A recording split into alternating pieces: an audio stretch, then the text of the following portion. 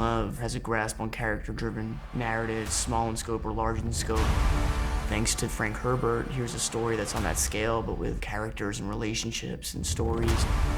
You know, and these were the things that made me want to act. There is no call we do not answer. There is no faith that we betray.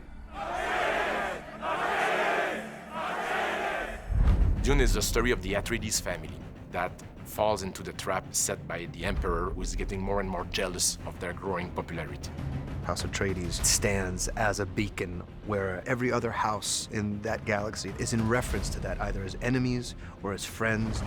He wants to not only make sure that his people survive, but that his son is the kind of leader that he thinks he should be. Paul Atreides is the son of Duke Leto and Lady Jessica. And my initial conversation with Denis was simply begging him to, you know, be able to take part in the film. The great houses look to us for leadership, and this threatens the Emperor. Gurney Halleck and Duncan Idaho did feel like big brothers. You know, they rib him, especially Jason.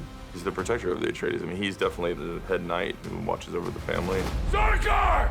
I mean, that's his sworn duty. I mean, that's what any honorable knight soldier does. No! Duncan! I mean, that's his family. That's who he bleeds for. Gurney Halleck is a combat trainer, and he's a warrior. Oh, man. Now fight! He's a very strict but fun, visceral, paternal, maternal. He's all of those things to Paul. Paul Atreides, you are your father's son. You are my son. Lady Jessica is part of the Order of the Bene Gesserit.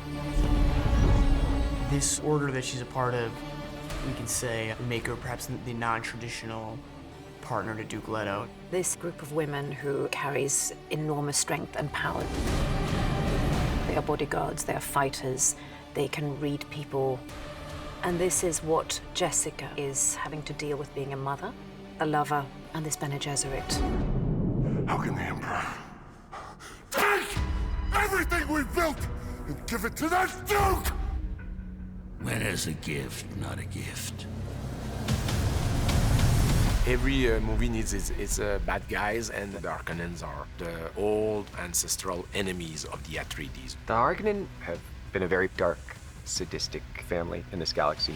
Frank Herbert created a very powerful character into Baron Vladimir Harkonnen. He just shows up, and then his shadow looms throughout the film. He's the cause of many people's death. He feeds off of fear. He feeds off of pain. He's a vicious, sadistic person. Now squeeze, Rabbit. Squeeze hard. Yes, Uncle. And the Fremen. Kill them all. The Fremen are native tribes, people living in the deep desert. They had the capacity to adapt to the toughest environment. Deep heat, massive sandstorm, dangerous predators all around.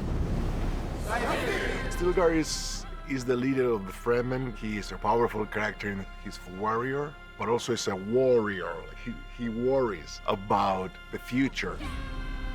Take good care of your family.